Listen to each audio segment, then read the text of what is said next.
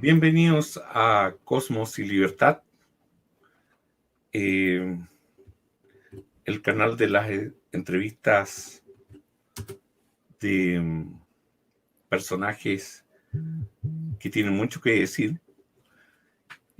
Y en la línea tenemos un invitado muy especial, don Daniel Prieto Vial, por muchos conocidos. Para los que no lo conocen, él es ingeniero comercial de la Universidad Católica, máster en Administración de Empresas por la Universidad Adolfo Ibáñez, sacó el diplomado en Relaciones Internacionales y en el Instituto de Ciencias Políticas de la Universidad de Chile. De la Católica. De la Universidad Católica. Y sí. Es profesor de Geopolítica y Seguridad.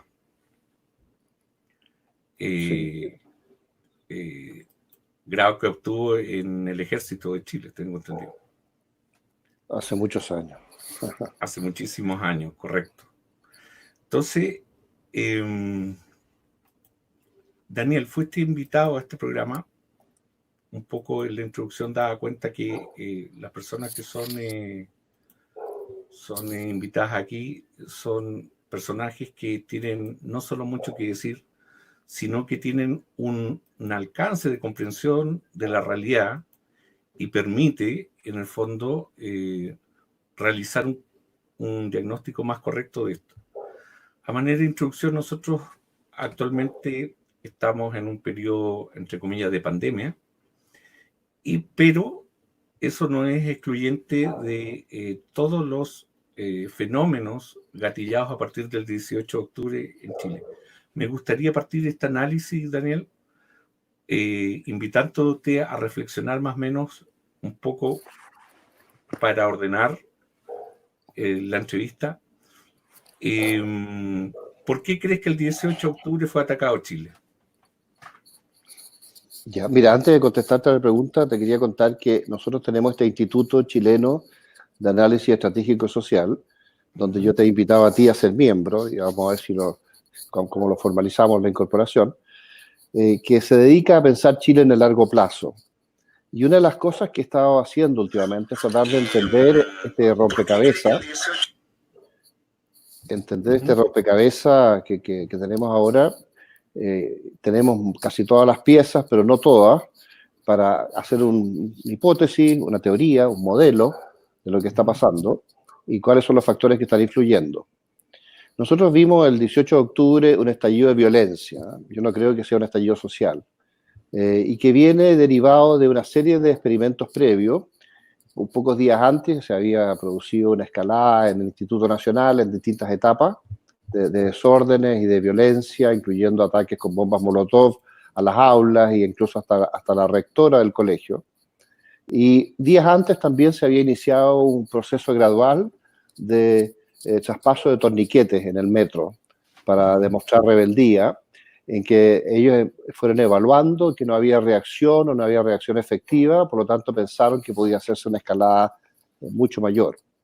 Y nosotros vemos ahí un estallido de violencia generalizado con la destrucción de 27 estaciones del metro el día 18 de octubre, donde poco tiempo después se inicia una destrucción general de supermercados y alrededor de 1.200 pequeños negocios de modestas personas en lugares populares que les afectaban enormemente a ellos y a la población de esos sectores, bajándole en su nivel de vida bruscamente, incluyendo ataques a farmacias y por supuesto que muchos ataques a la policía, incluyendo ataques con bombas Molotov, tratando de quemar carabineros. Cuando algún carabinero que ha aislado lo trataban de apalear en el suelo entre varios, decenas, un acto muy criminal. Y después empezó la destrucción de templos, también, que es una cuestión muy simbólica, porque tiene un efecto vinculado a las tradiciones y a los valores históricos de Chile. Y este proceso que se ha llamado de construcción, algunos lo llaman revolución molecular, horizontal, sin líderes aparentes, está manejada por la Mesa de Unidad Social, que es un conjunto de alrededor de 125 organizaciones dirigidas todas por alrededor de 10 personas, que son los que dirigen y coordinan todo, y de esos 10 personas, 9 son del Partido Comunista. La Mesa de Unidad Social es una organización del Partido Comunista al final del día. Correcto, Daniel, Sí, disculpa, pero en rigor, no te olvides que tan pronto, incluso unas horas después, ya consumados los ataques, se estaban vanagloriando ya en Caracas sobre las brisas bolivarianas que estaban surtiendo efecto en Chile. Al poco andar, en el fondo, Perú dio cuenta que estaba siendo víctima de ataques, Colombia dio cuenta que eso ha estado siendo víctima de ataques coordinados del chavismo y el castrismo, Bolivia, sí. y una serie de países que en el fondo, como un pasto seco en el fondo, algunos hacen el análisis respecto a las condiciones objetivas que existían en Chile como para que este asunto prendiera, pero en rigor, claro, la Mesa de Unidad Social era la cara visible, el foro de Sao Paulo, tal vez la génesis de la estrategia, pero en concreto la versión de terciopelo del foro de Sao Paulo transformado en el foro de Puebla ahora, da cuenta que este es un ataque coordinado, no solo interno, correctamente, en que la cara visible, controlada por el Partido Comunista, era la Mesa de Unidad Social, pero efectivamente enormes fuerzas desde el extranjero fueron partícipes de esto. ¿Por qué crees que el 17, que ya se daba cuenta que eran ataques coordinados, por qué crees que el país no tuvo la capacidad de defenderse? Y al margen de que evidentemente es mucho más largo el tema de por qué las democracias no pueden defenderse de estos ataques virulentos. Sí, bueno, yo estoy de acuerdo contigo que esto es un ataque externo. Lo que pasa es que yo iba a llegar a eso. Okay. La Mesa de Unidad Social, dirigida por el Partido Comunista, está combinada con el SEBIN, que es el Servicio Bolivariano de Inteligencia. Había muchos agentes en Chile actuando en ese momento. Nosotros necesitábamos mayores pruebas para tener todo el modelo donde se acreditaba esto, y después se fue confirmando con el tiempo, cuando se fueron identificando todos estos agentes, pero al principio nosotros el modelo lo teníamos claro sin necesidad de que se hubieran detectado esos agentes, sabíamos que estaban. Y arriba del SEBIN está la DI, de la Dirección de Inteligencia Cubana, que es la que dirige esto, porque al final esto lo dirigen los cubanos. El Partido Comunista Chileno está combinado con Cuba, Cuba dirige esto, Cuba captura a Venezuela, Venezuela es parte de un proyecto bajo dominio cubano, y el Foro de Sao Paulo también fue organizado con toda América Latina, pero bajo la dirección cubana, y el Foro de Sao Paulo siempre estuvo bajo dirección cubana, con una influencia importante al principio del Partido de los Trabajadores, con Ignacio Lula da Silva, más tarde Dilma Rousseff, pero los cubanos seguían dirigiendo esto. Y eso lo vemos en Chile también. Por lo tanto, ahora, ¿qué va a pasar? ¿En qué estamos? ¿Hacia dónde vamos? Bueno, al margen de eso, volvamos al punto que era la consulta. ¿Por qué Chile no tuvo la capacidad de defenderse? Efectivamente, ya los movimientos de inteligencia daban cuenta que algo iba a pasar.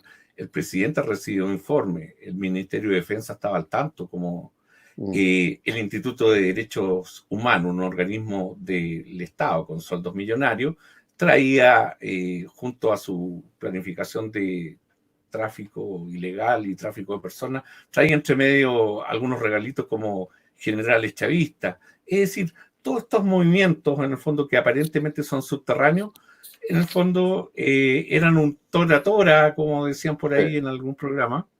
¿Por qué Chile no tuvo capacidad de defenderse, dando cuenta que era evidente que iban por la joya de la corona, el Metro Santiago, para estrangular una ciudad como el Gran Santiago? Ellos se habían preocupado de neutralizar la capacidad de reacción de la policía, de Carabineros y la PDI también, la Policía de Investigaciones, para los que no son chilenos. Probaron esto y lo sondearon, tanto con el Instituto Nacional como en las previas al ataque al metro, y fueron confirmando que la policía no tenía una capacidad de reacción efectiva, porque en ese sentido el presidente Piñera y su gobierno estaba neutralizado. Algunos dicen que ellos son parte de este proceso por los vínculos que ellos tendrían indirectamente con la ONU. Por lo tanto, no hubo capacidad de reacción porque a través del Instituto Nacional de Derechos Humanos y antes Amnistía Internacional, que actuó en la primera etapa, y Human Rights Watch también, que actuó en la primera etapa, que curiosamente son financiados por gente como George Soros, estos organismos, ellos sostuvieron que los carabineros estaban cometiendo una serie de excesos, por lo tanto, siguieron insistiendo a la ofensiva contra carabineros para que ellos se paralizaran y no reaccionaran. Los carabineros que aisladamente actuaron por reacción natural fueron marginados, fueron acusados, fueron tomados presos, algunos fueron sacados del servicio, incluso después se les impedía defenderse. Era una situación muy trágica. Entonces hubo una indefensión enorme donde el gobierno fue claramente responsable. Ahora, el Instituto Nacional de Derechos Humanos estuvo en la Mesa de Unidad Social. Es parte del proceso. Y el rol del Instituto Nacional de Derechos Humanos es amarrarle a la policía. Por lo tanto, el Instituto Nacional de Derechos Humanos es parte del proceso subversivo. Correcto. Sin embargo, es el Ministerio del Interior el que ha ido, en el fondo, el señor Blumel, primero como secretario general del gobierno y después como ministro del Interior, el que ha ido confirmando y reafirmando la voluntad del Ejecutivo de no restablecer el Estado de Derecho. Entonces, evidentemente el primer diagnóstico que hizo el presidente Piñera fue: estamos siendo atacados. ¿Qué sucedió, Daniel? Efectivamente podemos entrar en un campo especulativo, pero en rigor, ¿qué sucedió para que el presidente diera marcha atrás y no dé cuenta que estaba siendo víctima de un golpe de Estado? Porque al menos mi tesis es que el 18 de octubre sí separas a partir de ese momento lo que es la izquierda democrática de la no democrática en Chile. De hecho, hay mucha gente que estaba en el Frente Amplio que está apoyando el golpe, pero otra se salió. En términos convencionales, tú puedes hacer ese análisis. Pero el presidente tenía la información de inteligencia y por los hechos, al margen que lo hayan pillado comiendo pizza, sabía que estaba siendo víctima de un golpe. Incluso salió en televisión a señalarlo.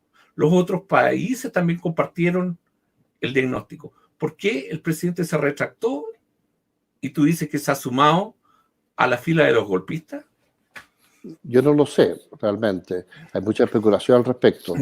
Yo tengo la impresión de que dentro del ethos de Sebastián Piñera, de su mentalidad, él es un hombre bastante cercano a la izquierda.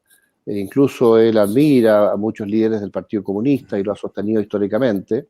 Y le cuesta no estar en una democracia cristiana de izquierda, que sería su condición más natural.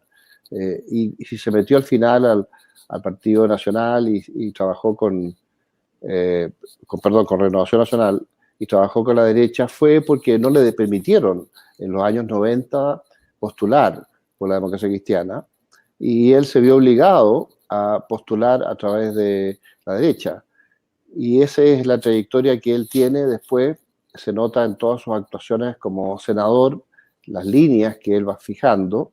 Y yo diría hoy día que él es partidario de este nuevo orden mundial, que es esta organización que en los modelos que podríamos desarrollar después, como se plantean, sostiene que hay una organización internacional dirigida por supermillonarios mundiales que quieren ejercer ciertos monopolios y cierto control sobre el planeta, sobre todo en el mundo occidental, y que ellos han capturado a la izquierda cuando esta izquierda quedó descolocada después de la caída de la Unión Soviética, y buscándola la encontraron en el Foro de Sao Paulo, en América Latina, y negociaron con ella, y finalmente gente como George Soros y Open Society, que es la fundación que él usa para hacer estas organizaciones, ellos empezaron a financiar a la izquierda y a orientarla lejos del marxismo-leninismo clásico, sino que reorientándola a toda esta agenda más moderna, que hoy día también se traduce en la Agenda 2030 de Naciones Unidas. Por lo tanto, estos supermillonarios están vinculados a la ONU y están vinculados al foro. Y hay mucha gente de derecha liberal que está en el mismo proyecto, aunque aparentemente ellos sean de derecha. Y una de las hipótesis que nosotros no hemos podido confirmar completamente, pero que se sostiene con mucha fuerza, es que Sebastián Piñera es parte de este proyecto del nuevo orden mundial y es parte del proyecto de la ONU, y en cierto modo, en forma indirecta, sería parte de las acciones del Foro de Sao Paulo, aunque él no participe directamente, sino que colabora indirectamente. Daniel, antes de profundizar un poquito en el diagnóstico del escenario iberoamericano, ¿qué le dices a todos aquellos que uno cuando habla en términos del nuevo orden mundial tratan de señalar como teoría de conspiración? Claro, bueno, nosotros mismos en el ICAES fuimos muy cautos en analizar todos los factores porque no queríamos caer en el mito de estas teorías de la conspiración si es que no habían elementos comprobables. Pero claramente lo que ellos están buscando es la destrucción de los estados nacionales, un nuevo orden mundial bajo dirección de la ONU y una ONU capturada por ellos que finalmente estarían dirigiendo los procesos. Usan una especie de capitalismo, pero un capitalismo lleno de monopolios y lleno de oligopolios, porque la economía de mercado funciona bien cuando se atomiza el mercado y todos compiten con todos. Pero cuando la gente empieza a adquirir ciertos monopolios mundiales y ciertos oligopolios mundiales, empieza a manejar de forma bastante arbitraria la economía y eso es contrario a las teorías liberales y las teorías de la economía de mercado que optimizan el desarrollo humano. Sí, la gente... Esta gente estaría en eso, estaría buscando... Okay. Ahora, la gente a veces no da cuenta, por ejemplo, que China está funcionando en realidad con una fórmula, pasó del comunismo maoísta a una especie de fascismo, donde a través de la corporatocracia hace en el fondo a través del Partido Comunista el control de la economía, pero deja en realidad al sector privado que la desarrolle, pero detrás efectivamente hay planificación. Ahora, en Hispanoamérica, ¿qué tienen que decir países como Brasil, España, potencias medianas, que también en el fondo han sufrido estos ataques y algunos están absolutamente ya penetrados y van a contramano? Por ejemplo, Bolsonaro, en el fondo es un fenómeno muy particular que es como una excepción, dado el escenario actual, pero casi todos los gobiernos están comprometidos más o menos en esta dinámica. De hecho, muchos representaron que estaban siendo víctimas de esta dinámica. Y actualmente esto incluso ya se está extendiendo, este pasto seco, a Estados Unidos. Antes de saltar al tema de seguridad en Estados Unidos, ¿cómo ves Hispanoamérica afrontando y si reconoce ya el hecho del nuevo orden mundial? Claro, bueno, ¿Cómo procesan en los ejércitos que típicamente tienen todas sus configuraciones para ver la seguridad de sus países en términos convencionales? Esto es un problema global donde Iberoamérica, Hispanoamérica, Iberoamérica porque incluye a Brasil y Portugal, Iberoamérica porque viene la cultura que viene de la península ibérica y que se impone en América, con los conquistadores, con la colonización, y después de la independencia nosotros seguimos un poco en esa línea cultural. Nosotros hablamos castellano en Chile, no hablamos mapungún, o quechua, o aymara, o algunos de los otros idiomas que había los nativos acá, o los que habían de nativos en otros lugares. Entonces, al final, Iberoamérica tiene en común con Portugal y España este idioma y esta tradición cristiana y greco-romano, latino, germánica, eslava, no sé, que viene del mundo occidental traspasado a América. Se habla de la América Latina porque tendría que ver con la historia del Imperio Romano, en el occidente del sur, frente a una América anglosajona, que sería la norteamericana y canadiense, aunque los anglosajones también estuvieron sometidos a un periodo al Imperio Romano, Así que no hay tanta diferencia. También podrían ser ellos latinoamericanos en el sentido Sí, de su tradición romana. Entonces, de estos hecho, son claro. términos discutibles. Yo prefiero Iberoamérica que América Latina. América Latina es un término muy discutible que fue inventado por la izquierda, por lo demás, hace unos 80 años atrás, es una cosa muy nueva. Pero el común denominador es que todo Occidente está bajo ataque. En eso tal vez podemos compartir el... Bueno, la guerra ideológica y subversiva y política cruza todo el continente iberoamericano y también cruza Estados Unidos y Canadá, que lo vamos a ver después. Y se ha traducido en esta captura de la cultura y de la prensa, del relato, después de la Unión Soviética, a pesar del fracaso tan absoluto del comunismo mundial y que aparentemente el comunismo mundial se había acabado.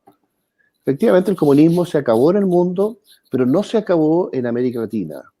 Y eso fue a raíz de la gestión de Fidel Castro con Ignacio Lula da Silva para crear el Foro, que se hizo el año 1990. Y a partir de entonces ellos invitaron a todos los partidos de extrema izquierda y a los grupos terroristas de extrema izquierda de toda América Latina, que habían quedado descolocados cuando cayó la Unión Soviética, y los organizaron y los reorientaron con nuevos paradigmas, con nuevos valores, distintos a los que eran del marxismo-leninismo clásico, para la captura del poder bajo distintos conceptos. Y con el tiempo ellos logran conseguir financiamiento no solo del narcotráfico, que es una cosa que se ha visto a partir de la FARC y después se extendió a casi todos los países en el área de la izquierda, sino que también de estos supermillonarios que creían que podían aprovechar para sus fines a estos grupos de izquierda, reorientando sus doctrinas y sus ideas a una serie de valores que no eran propios del marxismo, pero a cambio de financiamiento y a cambio de aprovechar su uso para neutralizar y destruir los estados nacionales, que en el proceso en que están ahora, con el objeto de crear un nuevo orden mundial bajo dirección de la ONU. En eso estamos. Ahora, más o menos ya asentado un poco ese diagnóstico, Estados Unidos también está bajo ataque. No están funcionando los acuerdos respecto a las defensas hemisféricas, porque no son ataques del tipo convencional, son ataques que vienen desde incluso desde el ámbito del fulguro cultural que se ha ido perdiendo en las distintas naciones. Ni qué decir, porque estos asuntos vienen de arriba hacia abajo, que la Iglesia Católica está al borde de un cisma. Y a propósito de lo que mencionaste, que la democracia cristiana en Europa está a la derecha, entre comillas, pero en realidad en Latinoamérica quedó a la izquierda porque coincidió con el Concilio Vaticano II y la teoría de la liberación, que es marxismo edulcorado. Todo esto ahora empieza a confluir a este escenario. Muchos se dan cuenta que dado este escenario y este tablero, y que efectivamente hay pruebas duras de que Venezuela, que es a esta altura un protectorado de Cuba, está detrás de la desestabilización en muchos de los países los norteamericanos, a la vez, dado su espantoso estatus de narcoestado, ya estaban considerando Trump, en particular, que no está alineado con estas cosas, dado el nivel de daño que estaba realizando, ya acusando a todos los altos personeros desde hace unos años. La gente también muchas veces no procesa que el mejor cliente de petróleo venezolano es de Estados Unidos, pero a partir de el autogolpe en la asamblea de los chavistas, ya dejaron claras las cosas, que la democracia representativa o los escombros que quedaban ya no contaban en Venezuela. Y Donald Trump es probable que en los meses anteriores a la, entre comillas, pandemia, y vamos a entrar en asuntos más escabrosos, era posible que estaba pensando sacar al régimen de Maduro. Y de repente, lo que era el piloto y ensayo de las fórmulas de desestabilizar naciones, para variar nosotros los chilenos ahí dando muy buena cobertura con los saqueadores, incendiarios de siempre, se trasladó esto a Estados Unidos. ¿Cómo crees que reaccione Donald Trump? Porque pasado la pandemia, que en el fondo fue una especie de pausa entre la tormenta en Chile, ¿cómo crees que esto vaya a afectar al proceso insurgente y revolucionario que vive Chile y a la vez a los mismos procesos que estaba sufriendo todas las naciones de Iberoamérica? Estados Unidos siempre estuvo metido en esto y Donald Trump lo reconocía. No se imaginó que le iba a llegar a ello en forma directa y en forma tan fuerte. No sabían la capacidad que tenía de convocatoria, de coordinación y de acción a la ofensiva de los cubanos, que son los cubanos que están organizando esto en Estados Unidos, con el SEBIN, también son los venezolanos, y con todos los vínculos que ellos tenían desde antes, con una serie de organismos internos, incluyendo los antifas, incluyendo el Black Lives Matter, que es esta organización de los negros radicales, y todo eso estaba establecido de antes. Lo que pasa es que no se imaginaron que esta ofensiva iba a ser de esta magnitud y que la pudieran hacer en medio de una pandemia, porque quizás fuera de la pandemia ellos podrían haber reaccionado mejor. Con la pandemia les ha costado más.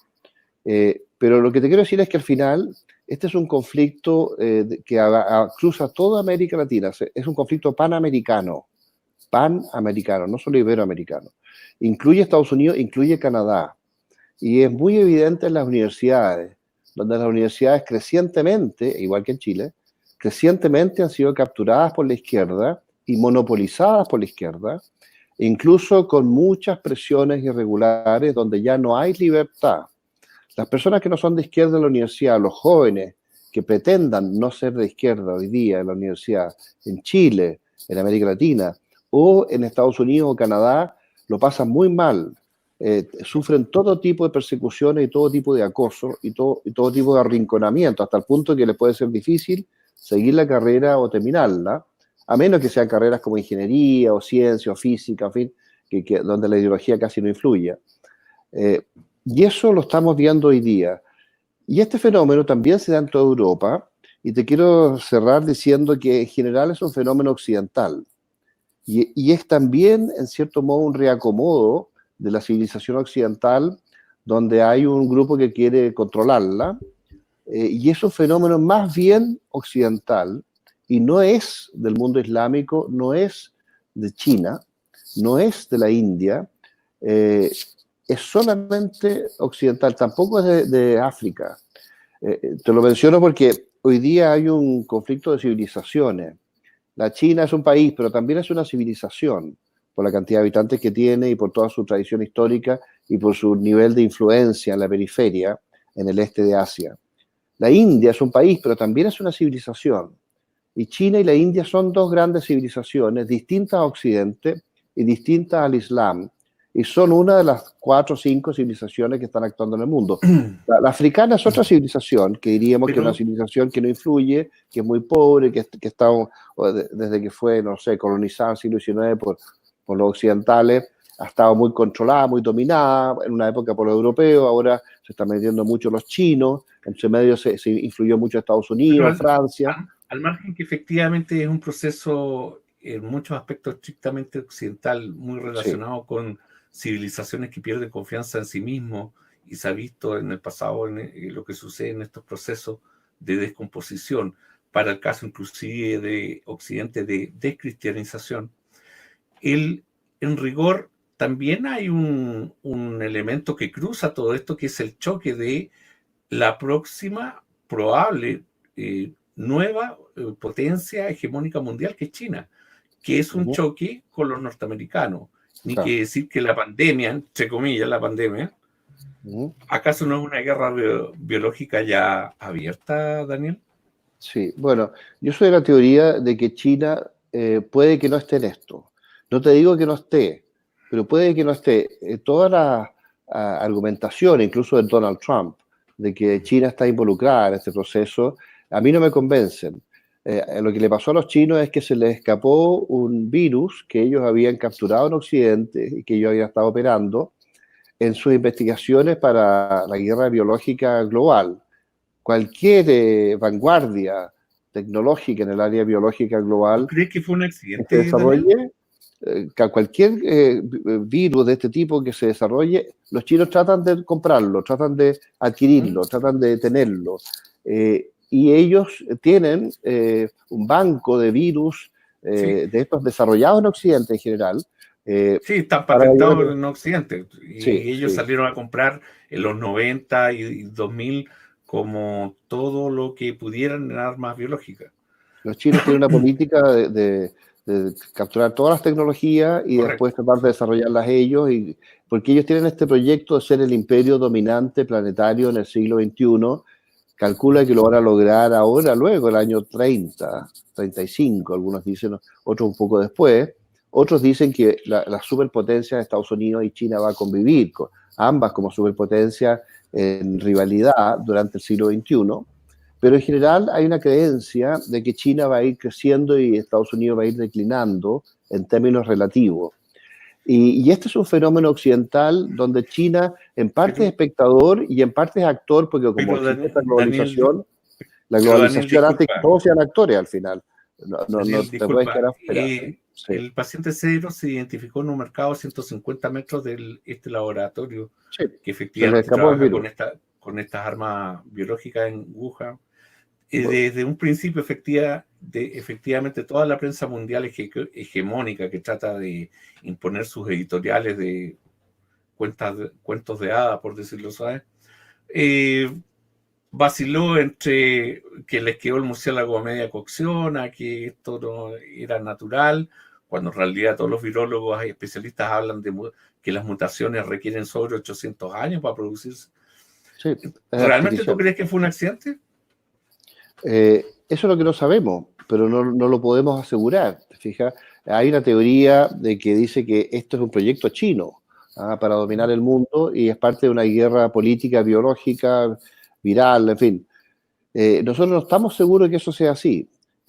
Yo creo que ahí hay un mito, o podría ser cierto. Es algo que todavía es una pieza de nuestro rompecabezas que todavía no hemos llenado. Pero no estamos seguros de todo esto que se repite mucho, de que China sea parte de un proyecto conspirativo. Yo no creo que China. Daniel, concentrémonos en los hechos. China es el único país del mundo que está creciendo a todo vapor. Está a su vez acopiando grandes cantidades. Correcto. Compró a precio de liquidación muchas de compañías occidentales que de otro modo no podría haber accedido, ¿no? Con un dinero totalmente devaluado por el Banco Central chino. Y a la vez se está preparando para algo aún mayor, porque está copiando grandes cantidades de alimentos. Efectivamente, del proceso de descristianización que viene y es original como proceso de desmoralización, es un arma de guerra que durante la Guerra Fría gatillaron los comunistas en contra de no solo todos los norteamericanos, sino todo Occidente. Y los chinos efectivamente en un punto se escindieron de los intereses rusos. Ya es probable que no tengan una agenda coincidente, en eso comparto contigo, de hecho cada vez más se ven como rivales. Yo no dije eso, ¿ah? Perdón, sigue nomás. No, me refiero que en el tema de la pandemia puntualmente, ¿tú crees que es un accidente? No fue China en el fondo un responsable directo. Piensa que la OMS pasó a ser controlada y financiada parcialmente por China. El personero principal es ex militante comunista y ocultó esto convenientemente hasta que simplemente les explotó en la cara. Yo no lo sé y no lo sabemos y en el ICAES todavía no podemos confirmar eso. Entendemos estas hipótesis como la tuya y estas teorías, pero todavía nosotros no la hemos completado de aceptar. Creemos que no es así, pero en fin, déjame explicarte un poco lo que yo pienso de China. Okay. China efectivamente fue parte de un satélite soviético a partir de la revolución entre el año 45 y 49, la guerra contra Chiang Kai-shek, la guerra de los comunistas y los nacionalistas, donde los comunistas finalmente ganan después de la Segunda Guerra Mundial, una guerra horrible donde mueren alrededor de 45 millones de personas. Mao Zedong gana. Después es un desastre el desarrollo del comunismo en China, muchas hambrunas, la revolución cultural, muchos intentos de distintas formas, y al final hambrunas, muertes por hambre y mucha gente que sobrevivía pero ya desnutrida por vida. Al lado había un pequeño país que se llama Taiwán, donde se refugiaron los nacionalistas al final de la guerra, y empezaron a crecer como avión al incorporar disciplina y economía de mercado. Y Deng Xiaoping, que reemplazó a Mao cuando Mao muere, estoy hablando del año 78, 77 y 78, entre medio hubo una banda de los cuatro, que fue la que dirigió China después de la muerte de Mao, el 75 hasta el 78. Pero el 78, cuando asume Deng, decide evaluar la economía de mercado con el argumento de que Taiwán era un país tan exitoso, siendo de la misma raza que los chinos y siendo de la misma cultura. Sin embargo, este experimento del mercado le había dado enormemente buen resultado, y él introduce experimentos de mercado en la costa china, que después se van yendo hacia el interior, y a partir de ese momento China empieza a crecer. Sí, de ahí va Deng Xiaoping.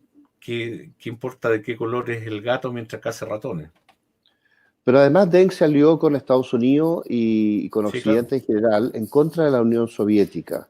Los chinos venían teniendo un problema anterior con los rusos, estoy hablando de los años 60, pero a partir del año 75 empiezan a vincularse con Estados Unidos, y esto se hace muy evidente a partir del 78, junto con un crecimiento a través de la economía de mercado, y Estados Unidos lo apoyaba y Europa lo apoyaba porque era una forma de desmentir el sistema comunista al introducir el mercado, y creían que con el mercado iban a ir cambiando la cultura y iban a permitir una democracia al final. El diseño de Brzezinski con Kissinger para traer a China hacia la... Ahora, en los años 80, cuando ya llevaban bastante tiempo creciendo, hubo mucha presión del mundo occidental y de operaciones incluso de inteligencia para promover la democracia en China de forma bastante artificial, pero a través de mucha plata y metiéndose con los estudiantes en las universidades. Y se empezaron una serie de revueltas crecientes que fueron descontrolando China y terminaron con una reacción del régimen que significó esta matanza en la plaza Tiananmen, que es bastante conocida, del año 89. Y ahí China se dio cuenta que si bien ellos podían experimentar con el mercado y les había ido muy bien por ese lado, no querían experimentar con estos intentos de democracia al estilo occidental, porque en eso les había ido muy mal.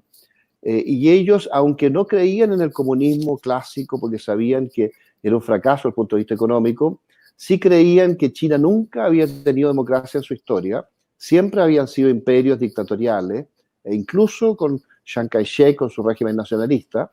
Por lo tanto, no creían que pretender copiar el sistema occidental les iba a permitir seguir ordenadamente desarrollándose.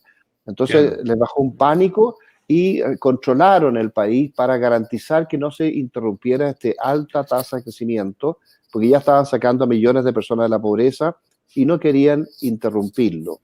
Y ese proceso continuó y continuó y continuó hasta que llegaron a un momento en que las tasas de crecimiento ya no eran tan altas porque los costos de producción, los costos de mano de obra, de ingeniería china, eran cada vez más altos por el crecimiento de su ingreso per cápita, y ya no eran tan competitivos en costos con Occidente y con Estados Unidos. Claro que siguen siendo competitivos y lo van a seguir todavía por unos 10 o 15 años más, pero en términos relativos cada vez menos. Por lo tanto, las tasas de crecimiento ya no eran del 11%, sino que fueron del 9% y después del 7% y el 6%. Y China sí llegó a tener hoy día alrededor de $15.000 de ingreso per cápita, que para la magnitud de 1.400 millones de habitantes hace que el producto sea un monstruo, por 1.400. Claro, un monstruo. Una locura. Y ellos copiaron muchas tecnologías y violaron muchas leyes norteamericanas, probablemente de patentes y de royalties, y fueron haciendo cosas al principio de baja calidad y con el tiempo de mejor calidad.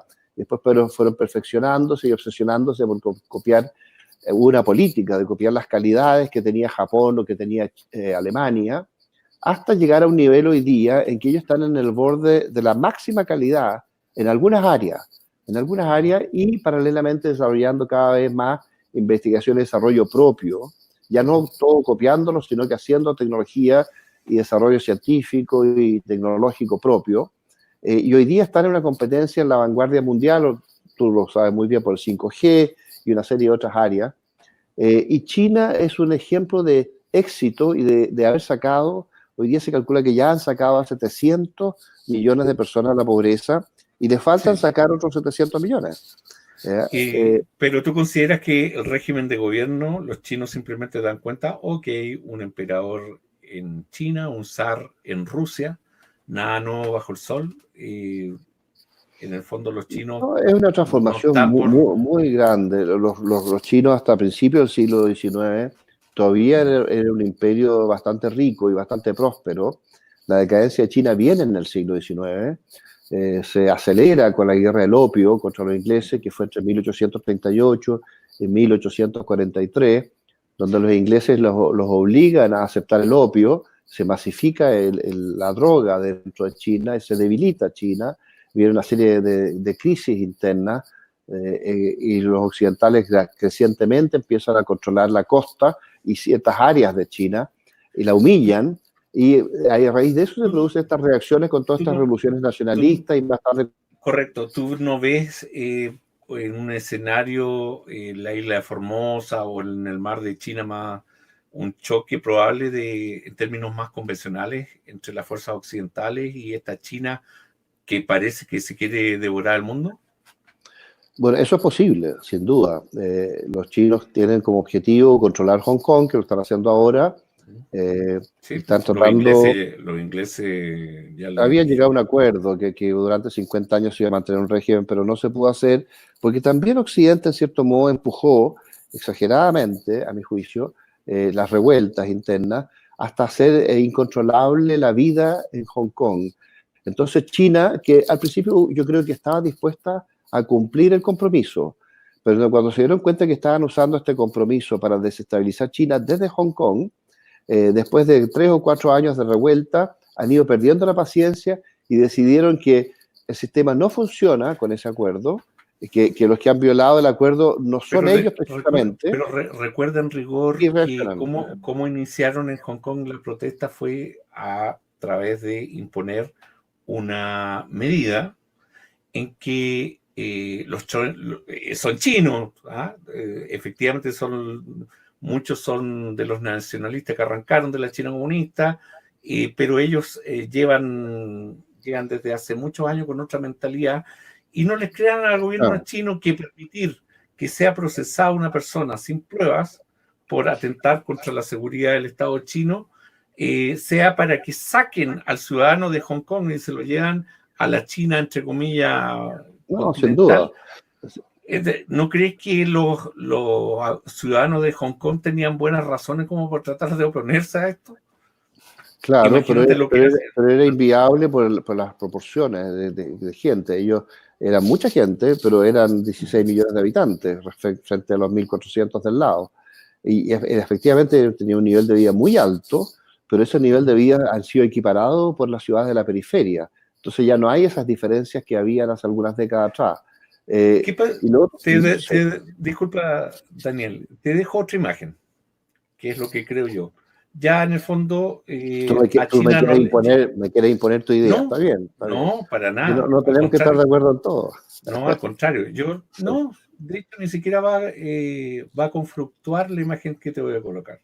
Yeah. ¿No será que a China simplemente Hong Kong ya no le sirve y ahora está dispuesto a aplastarla como siempre quiso? Porque efectivamente Hong Kong fue una atracción de inversión, de tecnología durante décadas que le permitió realizar todo este desarrollo que tú bien describiste. Claro, incluso a China le servía para muchas operaciones financieras. Correcto. Y para las bolsas y para muchos movimientos bancarios internacionales que de otro modo hubiera sido mucho más difícil. Entonces cumplió un rol, pero cuando las revueltas empiezan a desafiar el régimen aguantó bastante, aguantó varios años con esta revuelta, pero ya se hicieron incontrolables y igual que en Tiananmen, cuando empezaron todas estas revueltas que no eran solamente en Tiananmen, sino que eran en toda China, el régimen se vio obligado a reaccionar para reimponer el orden, porque si se les convierte esto en una guerra civil interna, se acaba el desarrollo de China y sacaba su proyecto imperial. Entonces ellos tienen bastantes grados de tolerancia hasta cierto punto y después han ido apretando el control. Y lo han ido apretando con Xi Jinping, el actual jefe máximo de a China. propósito de nuevo Hay orden un mundial, cambio. ¿acaso, Daniel, a propósito del nuevo orden mundial, ¿acaso China no es, en el fondo, no estamos viendo en nuestro futuro el nivel de control que hace el Partido Comunista a su población? Bueno, nosotros, incluso las tecnologías de última generación. Es una claro, cuestión exacto. Hay orwelliana, un modelo que pesadilla, dice, claro, distópica.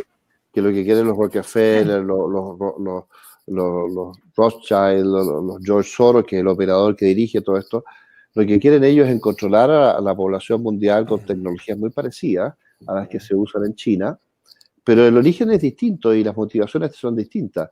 Lo que se está produciendo en Occidente es una deconstrucción valórica que le permitiría a estos supermillonarios controlar a la sociedad occidental con métodos que son bastante dictatoriales en forma indirecta, con apariencias de democracia, a través de este proceso de la ONU. Pero eso es un fenómeno ideado en Occidente, que China trata de adaptarse y acomodarse a estas nuevas circunstancias si es que esta gente se impone.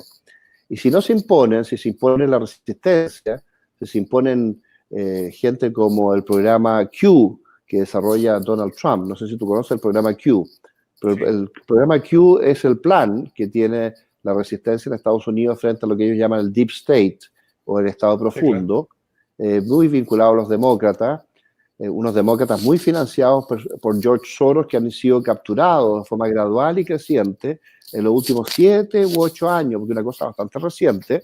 Los demócratas no estaban capturados antes por George Soros, es una cosa muy nueva, a partir sobre todo del gobierno de Obama.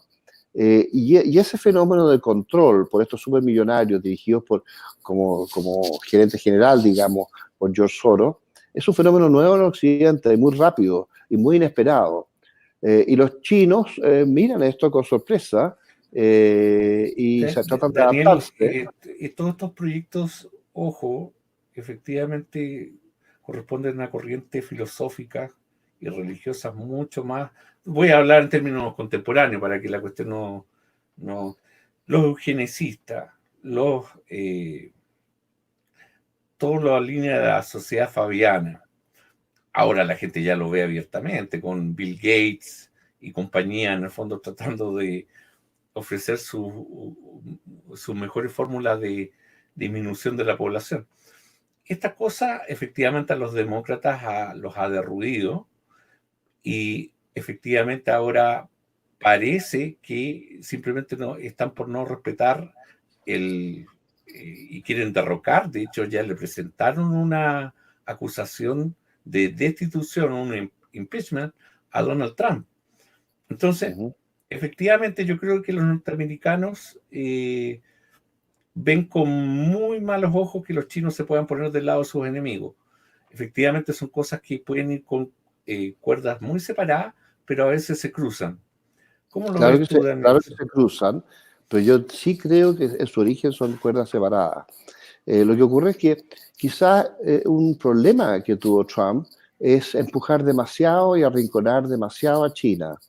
Él lo hizo por la guerra comercial, porque efectivamente era asimétrica la relación comercial que existía entre Estados Unidos y China. Sí, la balanza de pago. Favorable a China, y claro, y los gobiernos anteriores de Estados Unidos no habían defendido los intereses norteamericanos, como sí lo hizo Trump. Pero eso obligó a crear un nuevo enemigo que no era así antes, porque China no era un enemigo de esa magnitud de Estados Unidos. Hoy día es mucho más enemigo que lo que era hace 2 o 3 años atrás.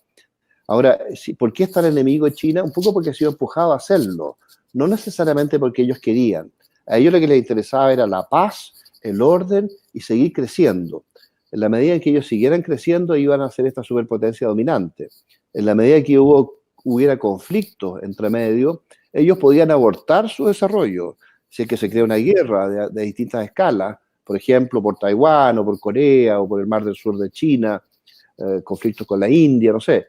Hay muchas hipótesis que le preocupan a China en el orden externo y también muchas hipótesis que le preocupan en el orden interno, como por ejemplo las revueltas crecientes en Hong Kong, que si ellos no las controlaban podían diseminarse a otras partes de China. Entonces ellos querían crear el precedente que podían controlar Hong Kong para asegurar que pudieran controlarlo en otras partes de China. Entonces, estas son dinámicas internas de China, que a ellos les preocupa mucho para no interrumpir su orden y su crecimiento. Ahora, ¿cómo participa Occidente en todo esto? Bueno, nosotros vemos ahora a George Soros diciendo que quizás el modelo válido es el de China. Ahora, ¿por qué dice una cosa así Soros? Que sería como sorprendente, porque él siempre con su Open Society planteaba cosas opuestas. Se llama Open Society. En teoría era libertades totales para todas estas cosas tan extremas como, no sé, el LGBTI, no sé, el feminismo extremo, el aborto. Sí, claro, ojo Daniel, ayer creo que la Corte Suprema norteamericana, que en estas cosas es sumamente prudente, No me dejaste terminar la idea, pero está bien. Sí, dime nomás. Disculpa, termina. Bueno, entonces, efectivamente, son cosas que finalmente se cruzan, porque el mundo es una aldea global, y también se cruzan con Rusia. Yo creo, en el caso de Rusia, que China efectivamente todavía mantiene una alianza estratégica con Rusia de largo plazo, que quizás no va a durar mucho, pero todavía se mantiene. La alianza estratégica de Rusia y China está vigente. Ahora, ¿por qué Rusia llegó a firmar una alianza tan estrecha con China en sucesivos acuerdos? Porque los primeros tratados se complementaron con los tratados que vinieron después y con tratados que vinieron en tercer nivel después, cada vez más vinculados estratégicamente los rusos con los chinos. Y fue por la presión que vino de Europa, de la Unión Europea, sobre Putin, y también de Estados Unidos, en distintos grados, sobre Putin, hasta que lo vieron obligado a Putin a vincularse con China como alternativa, en vista que no se pudo vincular a Europa como él hubiera querido. Por lo tanto, ahora, Rusia sí tiene intereses que a la larga podría ser geopolíticamente distinto a los chinos. Por ejemplo, hay un despoblamiento creciente de eslavos rusos en Siberia. Y hay un interés creciente de los chinos por Siberia. Y esa dinámica en el largo plazo puede ser muy peligrosa para Rusia.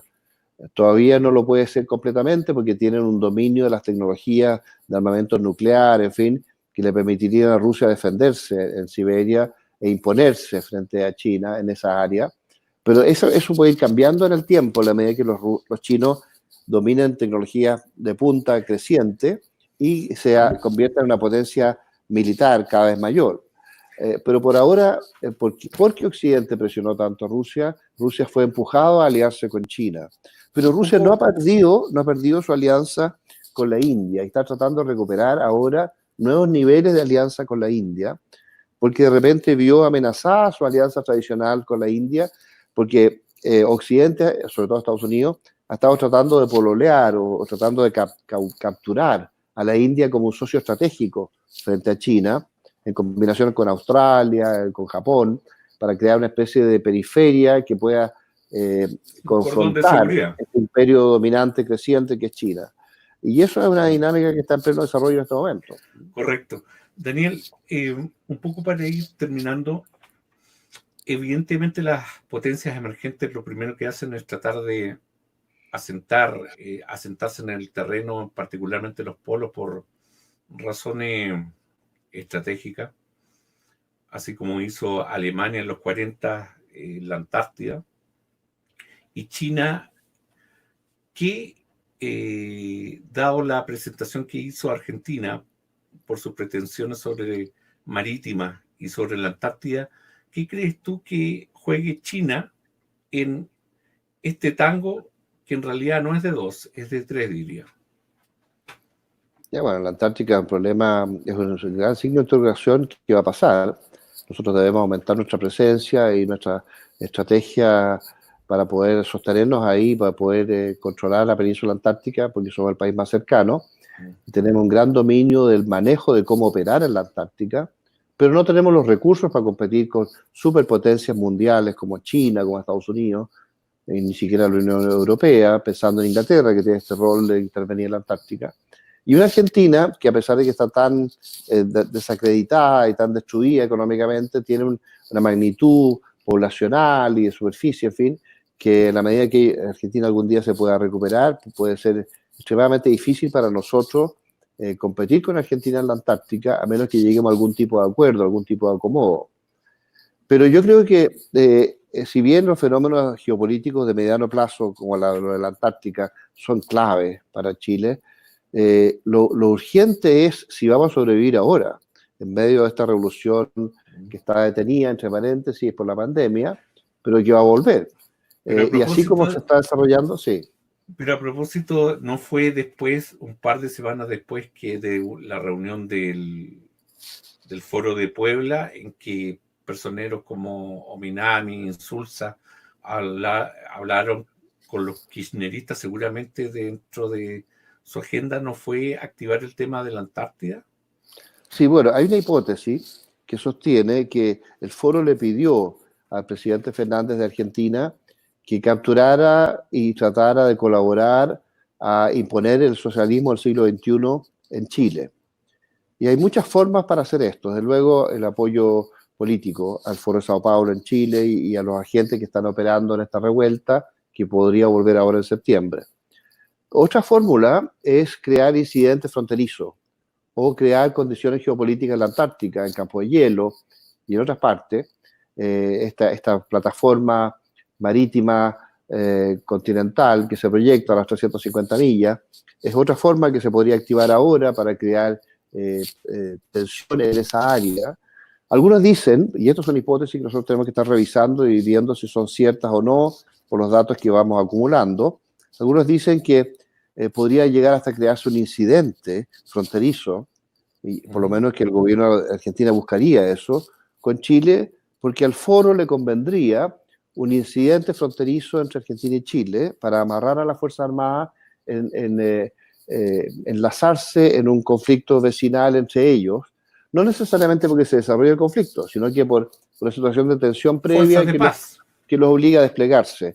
Entonces, al desplegar las Fuerzas Armadas en su rol vecinal, sus capacidades, le impide a las Fuerzas Armadas ejercer ningún control interno, que es una esperanza que tiene el país para salvarse de la escalada de revueltas que se podría reiniciar en septiembre. Entonces, esas son hipótesis que nosotros estamos verificando, estamos atentos, no sabemos si esto se va a desarrollar así o no, puede que no. Creemos que el fenómeno más importante va a venir por la vía de la revuelta interna y las Fuerzas Armadas van a estar disponibles para resistir internamente si es que el gobierno quisiera. El problema es que las Fuerzas Armadas, como parte del proyecto global, están amarradas de mano, al igual que la policía. Entonces, el drama de Chile es que se le está impidiendo defenderse y salvarse de la escalada. Ok. Ya, Daniel, evidentemente esta pausa entre la tormenta tiene muchos elementos, algunos que son muy interesantes, porque algunas cosas que están sucediendo en Chile en realidad son actividades desde el extranjero. Espero que a todos les haya gustado esta entrevista, la cual tiene como objetivo agregar, como decía Daniel, piezas a este complejo rompecabezas y que las personas tengan la tranquilidad para formarse una opinión, y que en septiembre, cuando pase la pandemia, probablemente si es que no viene algún rebrote o algún otro sopa de murciélago a media cocción, todas estas cosas no sean un completo desastre. Muchas gracias, Daniel. Espero que vuelva a este canal para que tengamos nuevamente otra entrevista, porque quedaron muchos temas muy interesantes en el tintero, y a todos los espectadores, muchas gracias. Bueno, encantado y mucho éxito en tu canal. Ya, gracias. Hasta luego. Chao.